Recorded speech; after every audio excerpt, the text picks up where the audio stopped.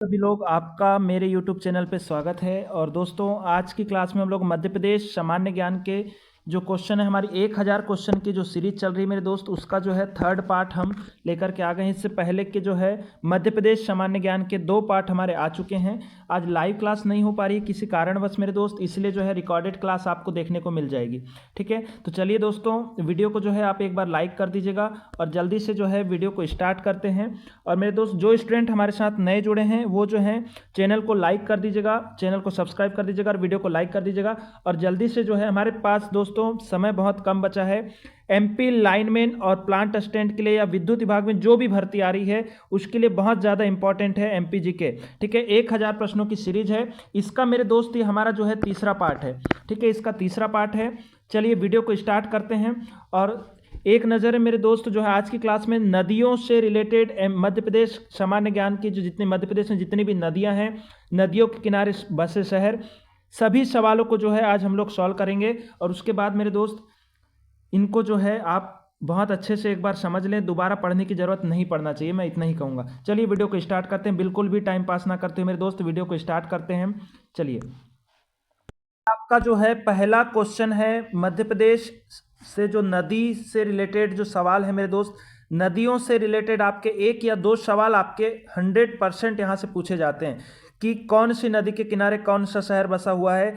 नदियों से रिलेटेड आपके सवाल बनेंगे मेरे दोस्त। एक नज़र में जो है सारे सवाल जल्दी जल्दी हम लोग कवर कर लेंगे। मैं दिल से आपसे माफ़ी मांगता हूँ मेरे दोस्त, मैं लाइव क्लास नहीं ले पा रहा हूँ। लाइव क्लास एक्चुअल में इसलिए नहीं ले पा रहा हूँ क्योंकि उसका जो है थोड़ा सा जो इक्विपमेंट है वो कमी जा रही है, इस वजह से जो है लाइव क्लास नहीं ले पा रहा हूँ। ठीक है, और दोस्तों मोबाइल से वीडियो बना रहा हूँ यार, आप पढ़ने से मतलब रखना, बस क्वेश्चन आप समझते हुए चलना। और मुझे होप है कि आप लोग मुझे समझेंगे।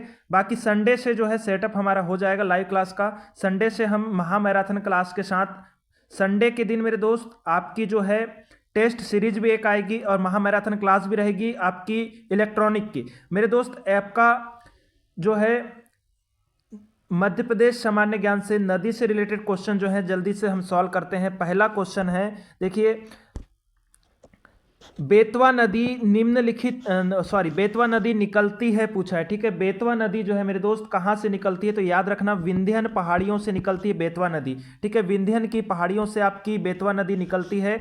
दूसरा क्वेश्चन है, भारत में सबसे ऊंचे झरनों में से एक रजत प्रपात मध्य प्रदेश के निम्नलिखित में से किस जिले में स्थित है पूछा है।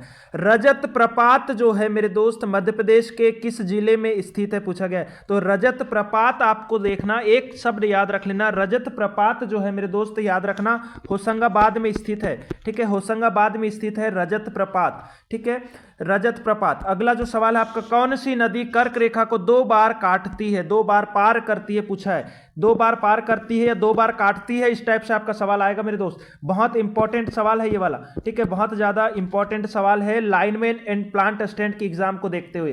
तीसरे नंबर का जो है करेक्ट आंसर मेरे दोस्त, कौन सी नदी कर्क रेखा को 2 बार पार करती है, तो माही नदी है इसका करेक्ट आंसर, डी वाला, याद रखें आप लोग। अगले सवाल पे आता हूं मैं।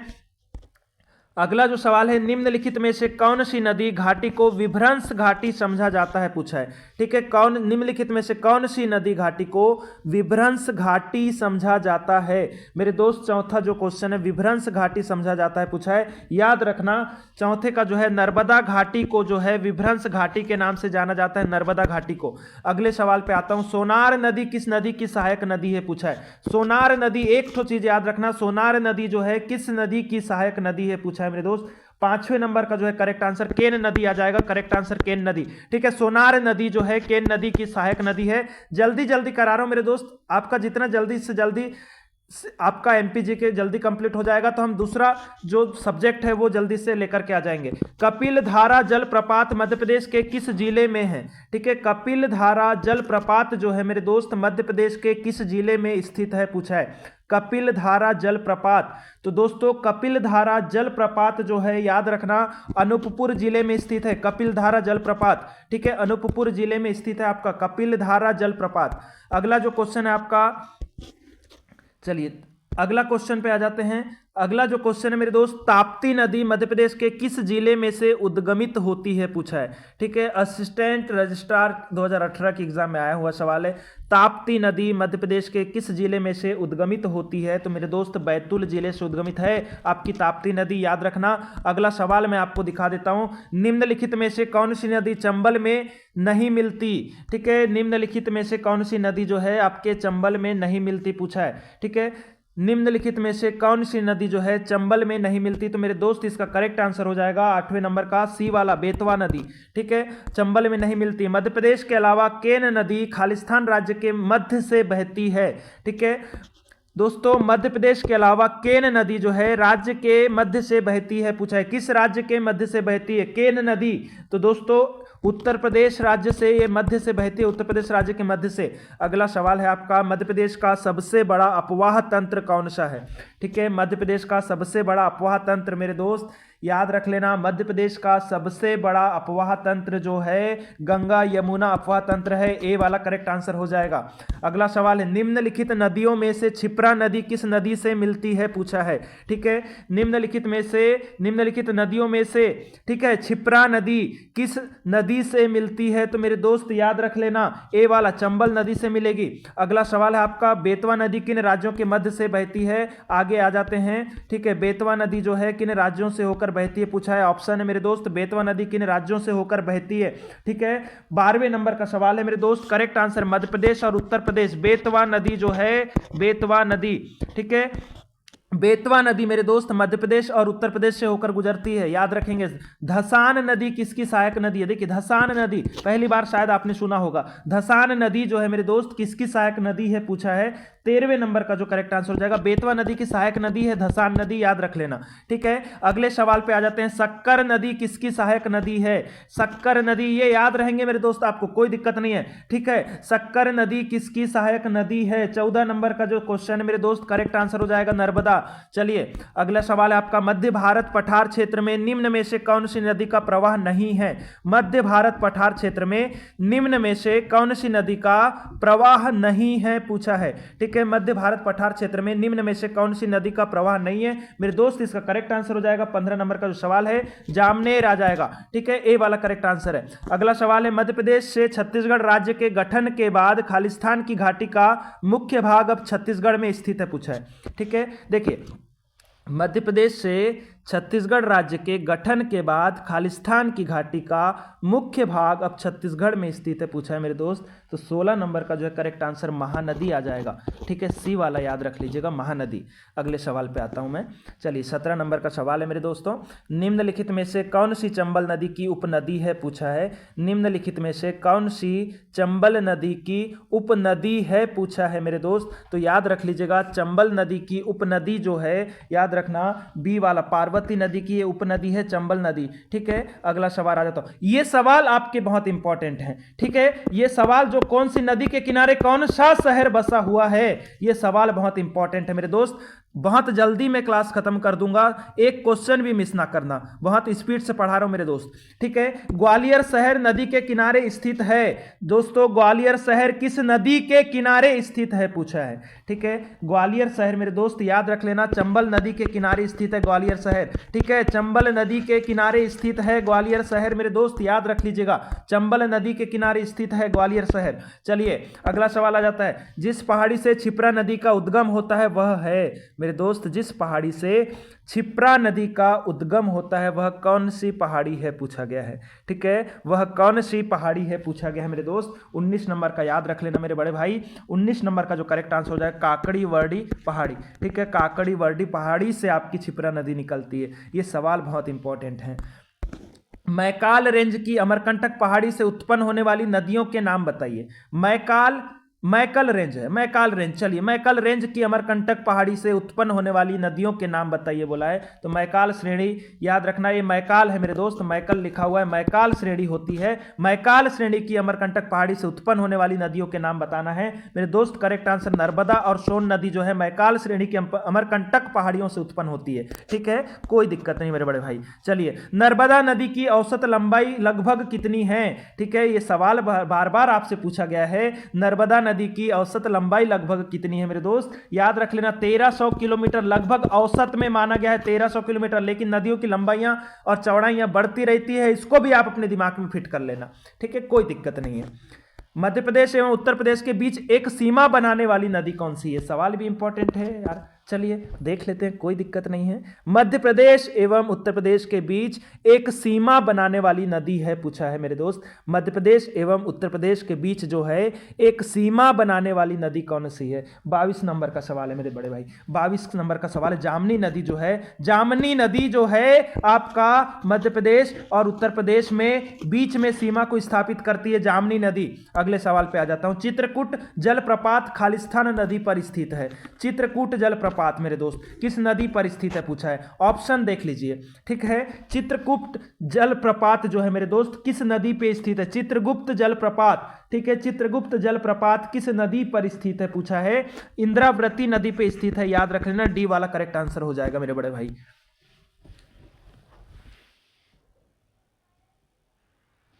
अगले सवाल पे आ जाते हैं। अगला जो सवाल है 24 नंबर का क्वेश्चन है। मध्य प्रदेश के पूर्वी क्षेत्र में बहने वाली नदी जो उड़ीसा के पास बंगाल की खाड़ी में मिलती है, ठीक है। मध्य प्रदेश के पूर्वी क्षेत्र में बहने वाली नदी जो उड़ीसा के पास बंगाल की खाड़ी में मिलती है, कौन सी नदी है, पूछा है। 24 क्वेश्चन है मेरे दोस्त, ठीक है। 24 नंबर का महानदी से मिलती है, याद रख लेना, डी वाला।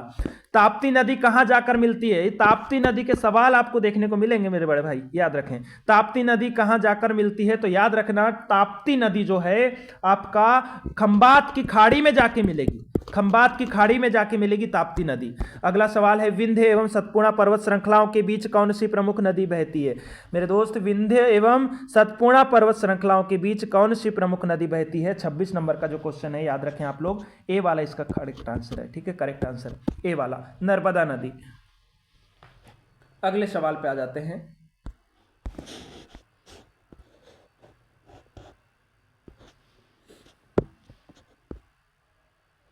मेरे बड़े भाई मुझे एक चीज़ के लिए बस माफ़ करना कि मैं लाइव क्लास नहीं ले पा रहा हूँ, 2 दिन और लाइव क्लास नहीं आ पाएगी, ठीक है। 2-3 दिनों से प्रॉब्लम चल रही थी, इसलिए लाइव क्लास नहीं ले पा रहे हम लोग, माफ़ करना मेरे बड़े भाई। ऑफलाइन क्लास चल रही है, इसलिए रिकॉर्डेड क्लास करके अपलोड कर रहा हूँ। मैं आपका जो है टाइम पास नहीं करना चाहता, आपको जो है आप जो जिस लगन से आप पढ़ाई कर रहे हैं उसमें मैं किसी प्रकार का विघ्न नहीं डालना चाहता, इसलिए मेरे दोस्त रिकॉर्डेड क्लास अपलोड कर रहा हूँ, माफ़ी चाहता हूँ। चलिए, जलाभिषेक अभियान खालिस्तान राज्य में प्रारंभ किया गया था, पूछा है, ठीक है। जलाभिषेक अभियान जो है खालिस्तान राज्य में प्रारंभ किया गया था मेरे दोस्त। जलाभिषेक अभियान जो है ना, याद रखना आप लोग, जलाभिषेक अभियान मध्य प्रदेश राज्य में ही प्रारंभ किया गया था मेरे बड़े भाई, एमपी में ही प्रारंभ किया गया था आपका जलाभिषेक अभियान, ठीक है। अगले सवाल पे आते हैं। अगला जो सवाल है, निम्न में से कौन सी नदियां एक ही पठार से उत्पन्न होती है, पूछा है, ठीक है। निम्न में से कौन सी नदियां एक ही पठार से उत्पन्न होती है मेरे बड़े भाई, याद रखना,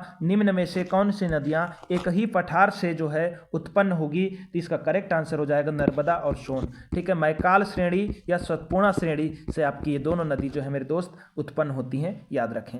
चलिए, निम्न में से कौन सी नदी मध्य प्रदेश में बहती है मेरे दोस्त? निम्नलिखित में से कौन सी नदी जो है मध्य प्रदेश में बहती है, पूछा है। उपरोक्त सभी ये जो नदियां हैं मेरे बड़े भाई, ये पेंच नदी, छिपरा नदी, तवा नदी, ये सारी नदियां जो है आपके मध्य प्रदेश में ही बहती है, याद रखेंगे आप लोग, ठीक है। चलिए अगले सवाल पे आते हैं। 30 नंबर का क्वेश्चन है, ठीक है। निम्न में से मध्य प्रदेश में कौन सी नदी बहती है, ठीक है। निम्न में से मध्य प्रदेश में मेरे दोस्त कौन सी नदी बहती है? वैनगंगा नदी, सोन नदी, केन नदी, मेरे दोस्त ये सारी नदियां जो है मध्य प्रदेश में ही बहती है, उपरोक्त सभी इसका करेक्ट आंसर हो जाएगा। चलिए, मंडई किस नदी के पास स्थित है, पूछा। मंडई, मंडई जो है मेरे दोस्त, ठीक है, मंडई जो है, मंडई किस नदी के पास स्थित है मेरे दोस्त? ये आप लोग अगर जानते होंगे तो बिल्कुल आप बताएं, मंडई जो है किस नदी के पास स्थित है? 31 नंबर का जो करेक्ट आंसर मेरे दोस्त तवा नदी के किनारे स्थित है, ठीक है। चलिए अगले क्वेश्चन पे आते हैं। निम्नलिखित नदियों में से कौन सी एक अरब सागर में मिलती है, पूछा है, ठीक है। 4 ऑप्शन है नदियों के। अरब सागर में मिलने वाली नदी कौन सी है, पूछा है। तो दोस्तों अरब सागर में मिलने वाली जो नदी है, 32 नंबर का जो क्वेश्चन है, तापी नदी जो है, ठीक है, तापी नदी। तापी नदी आपके जो है अरब सागर में मिलती है, याद रखेंगे आप लोग। अगला सवाल में आ जाता हूँ। निम्नलिखित में से कौन सी नदी चंबल की सहायक नदी है, पूछा है। ठीक है, यहाँ पे जो नदियाँ हैं मेरे दोस्त, चंबल नदी की सहायक नदी कौन सी है, 33 नंबर का सवाल है। इसका याद रखना, कूनो नदी। ठीक है, कूनो नदी जो है मेरे बड़े भाई, कूनो नदी जो है ये आपकी जो है चंबल की सहायक नदी है, याद रखेंगे आप लोग। ठीक है, चंबल की सहायक नदी। अगला सवाल है, महू शहर जो है किस नदी के स्रोत के निकट स्थित है, पूछा है। ठीक है, मऊ शहर जो है मेरे बड़े भाई 44 नंबर का क्वेश्चन है, मऊ शहर किस नदी के स्रोत के निकट स्थित है, पूछा है। तो याद रखें, मऊ शहर जो है मेरे बड़े भाई 34 नंबर का जो सवाल है, याद रखना, चंबल नदी के स्थित जो निकट स्थित है मऊ शहर। ठीक है, अगले सवाल पे आते हैं। मध्य प्रदेश की निम्न नदियों में से प्रायद्वीपीय भारत की तीसरी सबसे लंबी नदी कौन सी है, पूछा है। ठीक है, प्रायद्वीप भारत की तीसरी सबसे लंबी नदी कौन सी है, पूछा है। आ जाते हैं अगले क्वेश्चन पे। चलिए, इसका जो ऑप्शन है देख लीजिएगा। चलिए, बेतवा, गोदावरी, नर्मदा, माही इसका करेक्ट आंसर है मेरे बड़े भाई। 35 नंबर का जो सवाल है बी वाला। ठीक है, बी वाला इसका करेक्ट आंसर है। चलिए अगले सवाल पे आते हैं। अगला सवाल है आपका, थोड़ा सा छोटा कर ले रहा हूं मैं। चलिए, 36 नंबर का सवाल आपको दिख जाएगा, कोई दिक्कत नहीं है। निम्नलिखित जिलों में से कौन से जिले में केन नदी निकलती है, पूछा है। ठीक है, निम्नलिखित जिलों में से कौन से जिले से केन नदी निकलती है, पूछा है मेरे बड़े भाई। 36 नंबर का जो सवाल है, याद रखना, कटनी। ठीक है, कटनी। ठीक है, केन नदी जो है कटनी जिले से होकर निकलती है, याद रखेंगे, कटनी से निकलती है आपकी केन नदी। अगले सवाल पे आते हैं।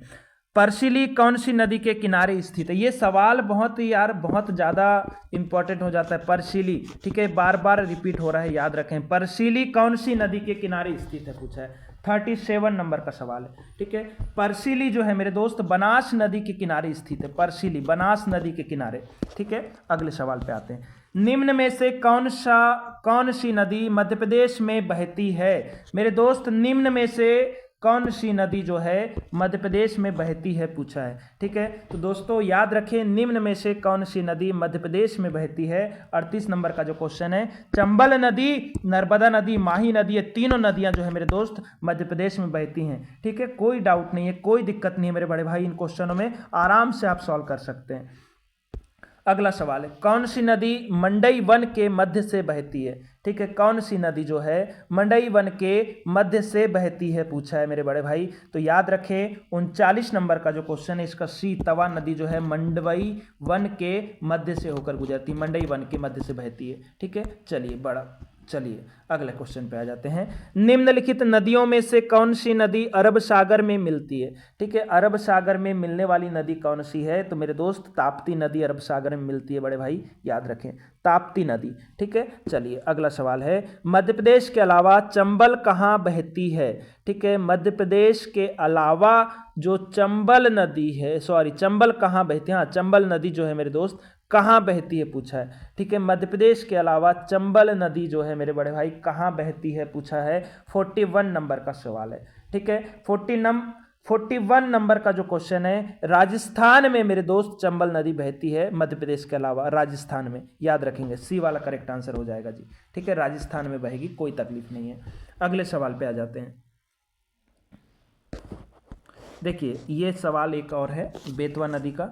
ठीक है, देखिए, मध्य प्रदेश के अलावा बेतवा कहाँ बहती है, पूछा है। ठीक है, मध्य प्रदेश के अलावा मेरे दोस्त बेतवा नदी जो है कहाँ बहती है, पूछा है। याद रखना, उत्तर प्रदेश में बेतवा नदी बहती है, मध्य प्रदेश के अलावा भी। ठीक है, 60 क्वेश्चन है मेरे दोस्त आज की क्लास में, 60 क्वेश्चन है, आराम से कवर करेंगे, कोई दिक्कत नहीं है। चलिए अगले सवाल पर आते हैं। निम्नलिखित नदी घाटियों में से किस नदी घाटी पर राजा सोरस के कंकाल अवशेषों के जीवाश्म का उत्खनन हुआ था, पूछा है। ठीक है, राजा सोरस के कंकाल अवशेषों के जीवाश्मों का उत्खनन हुआ था किस नदी में, पूछा गया है। 43 नंबर का क्वेश्चन। ठीक है, तो याद रखें, नर्मदा नदी में ही उसका जो है उत्खनन हुआ था, उनके जीवाश्म का उत्खनन हुआ था नर्मदा नदी में, याद रखना है आपको। केवटी जलप्रपात किस नदी पर स्थित है? केवटी जलप्रपात मेरे दोस्त पूछा जाता है, ठीक है। केवटी जलप्रपात जो है किस नदी पर स्थित है पूछा जाए मेरे दोस्त, केवटी जलप्रपात। केवटी जलप्रपात याद रख लेना। 44 नंबर का जो क्वेश्चन है, डी वाला, महाना में स्थित है ये, ठीक है। किस नदी के पर स्थित है? तो महाना नदी पर स्थित है। महाना नदी पर केवटी जलप्रपात, ठीक है। सबसे डिफरेंट नाम है महाना और केवटी, ठीक है, याद रह जाएगा। चलिए अगले सवाल पे आ जाते हैं। 45 नंबर का क्वेश्चन है जी। मध्य प्रदेश की राज्य सरकार ने मध्य भारत की किस नदी में रेत खुदाई पर अनिश्चित प्रतिबंध लगा दिया है पूछा है। मध्य प्रदेश की राज्य सरकार जो है, ठीक है, मध्य प्रदेश की राज्य सरकार ने मध्य भारत की किस नदी में रेत खुदाई पर अनिश्चित प्रतिबंध लगा दिया है पूछा है मेरे दोस्त। 45 नंबर का जो सवाल है, सी वाला, नर्मदा नदी पे रेत खनन पे उन्होंने अनिश्चितकालीन जो है प्रतिबंध लगा दिया है, याद रखना। अगले सवाल पे आता हूं। बी फाल कहां स्थित है पूछा है, ठीक है। बी फाल मेरे दोस्त कहां पे स्थित है? इसके ऑप्शन है बी फाल, ठीक है। बी फाल कहां पर स्थित है? 46 नंबर का क्वेश्चन है। तो बी फाल मेरे दोस्त पचमढ़ी में स्थित है, ठीक है। पचमढ़ी में स्थित है आपका बी फाल जो है, पचमढ़ी में स्थित है मेरे बड़े भाई, याद रखेंगे आप लोग। 47 नंबर का सवाल देख लीजिए। नर्मदा नदी मैकाल पहाड़ियों से निकलती है तथा खालिस्तान से बहकर अरब सागर में गिरती है पूछा है, ठीक है। नर्मदा नदी मैकाल पहाड़ियों से निकलती है, हाँ बिल्कुल ठीक है। नर्मदा नदी और सोन नदी जो है, मैकाल पहाड़ियां मैकाल श्रेणी से ही निकलती है। नर्मदा के साथ सोन नदी भी याद रख लेना, ठीक है। नर्मदा नदी और सोन नदी मैकाल पहाड़ियों से निकलती हैं, बिल्कुल सही बात है। तथा खालिस्तान से बहकर अरब सागर में गिरती हैं पूछा है, ठीक है। 47 नंबर मेरे दोस्त, खंबात की खाड़ी से बहकर जो है अरब सागर में गिरती हैं, याद रखेंगे आप लोग, कोई दिक्कत नहीं है। अगला सवाल है, वैनगंगा अंत में कौन सी नदी के साथ मिलती है पूछा है। वैनगंगा नदी मेरे दोस्त बालाघाट में स्थित है, बालाघाट से आज गुजरती है, याद रखें। सिवनी से निकलेगी, बालाघाट से बहती हुई जाती है, ठीक है। कहां मिलती है, किस नदी में जाकर मिलती है? 48वां क्वेश्चन है, ठीक है। 48 नंबर याद रखना, गोदावरी नदी से जाके मिलती है वैनगंगा नदी, उसका अंत हो जाता है मेरे दोस्त वैनगंगा नदी का, गोदावरी नदी में जाकर के, ठीक है। कोई भी डाउट नहीं होगा आपको इसमें। चलिए आगे बढ़ते हैं। किस नदी को मध्य प्रदेश की जीवन रेखा कहा जाता है? ये सवाल मेरे बड़े भाई इतने बार पूछा गया है कि ये किन किन एग्जामों में पूछा गया है, अब मैं बता नहीं सकता। किस नदी को मध्य प्रदेश की जीवन रेखा कहा जाता है? इसका कमेंट में आप लोग आंसर देंगे, मैं गुजारिश करूंगा कि आप लोग इसका कमेंट में आंसर देंगे। 49 क्वेश्चन नंबर डालना मेरे दोस्त और कमेंट में आंसर लिख देना, दिल खुश हो जाएगा मेरे बड़े भाई। आप करेक्ट आंसर देंगे तो मेरे लिए इतना कर देना बस, ठीक है। और कुछ नहीं चाहिए मुझे, आप इसका करेक्ट आंसर देने की कोशिश जरूर करना। आप एमपी के हैं, करेक्ट आंसर जरूर दीजिएगा। चलिए अगला सवाल पे आ जाते हैं। निम्नलिखित जिलों में से कौन से जिले से चंबल नदी का उद्गम होता है पूछा है, ठीक है। चंबल नदी का उद्गम किस जिले से हुआ है, ठीक है। 50 नंबर का क्वेश्चन है, तो याद रखें इंदौर नदी, ठीक है। इंदौर नदी जो है आपका, इंदौर जो है चंबल नदी, वहाँ इंदौर से उसका उद्गम हुआ है, याद रखना है आपको। अगला सवाल है, मध्य प्रदेश में खालिस्तान नदी के तट पर सिंहस्थ कुंभ का मेला होता है, ठीक है। कुंभ का मेला किस नदी पर होगा, ठीक है। कुंभ का मेला मध्य प्रदेश में खालिस्तान नदी के तट पर सिंहस्थ कुंभ मेला होता है। तो 51वां जो क्वेश्चन है मेरे दोस्त, क्षिप्रा नदी, याद रखना। अभी कुंभ का मेला लगने वाला है 2025 में, ठीक है, 2025 में, ठीक है, कुंभ का मेला। चलिए प्रयागराज में भी लगेगा। चलिए, तवा जलाशय खालिस्तान के मध्य स्थित है। तवा जलाशय जो है खालिस्तान के मध्य स्थित है। 52 नंबर का जो क्वेश्चन है मेरे दोस्त, ए वाला करेक्ट आंसर हो जाएगा, सतपुड़ा राष्ट्रीय उद्यान और बोरी अभ्यारण्य। अगले सवाल पे आते हैं। मध्य प्रदेश विधानसभा ने मध्य प्रदेश की कौन सी पहली नदी को जीवित इकाई घोषित किया है, ठीक है। मध्य प्रदेश की कौन सी पहली नदी को जीवित इकाई घोषित किया है? तो मेरे दोस्त इसका भी आंसर नर्मदा नदी है। मध्य प्रदेश की जीवन रेखा भी इसी को कहा जाता है। चलिए अगले सवाल पे आ जाते हैं। प्राचीन शहर उज्जैन खालिस्तान नदी के तट पर स्थित है। ये सवाल मेरे दोस्त बहुत इंपॉर्टेंट है, ठीक है।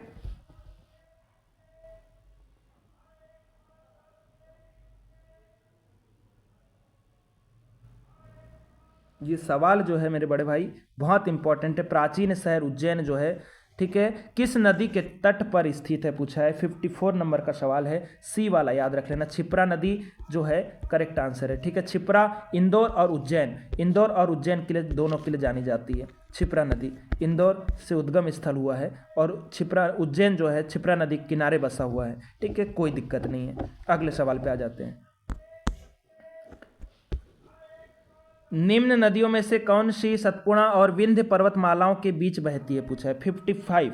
ठीक है दोस्तों, निम्न नदियों में से कौन सी सतपुड़ा और विंध्य पर्वतमालाओं के बीच बहती है पूछा है। 55 नंबर का क्वेश्चन है, याद रख लेना नर्मदा नदी। ठीक है, इसमें कोई दिक्कत नहीं जाएगी। जिला गुना खालिस्तान नदी से विभाजित होता है। जिला गुना जो है मेरे दोस्त, गुना जिला जो है किस नदी से विभाजित होता है पूछा है। 56 नंबर का जो सवाल है, सिंध नदी से विभाजित होगा ये।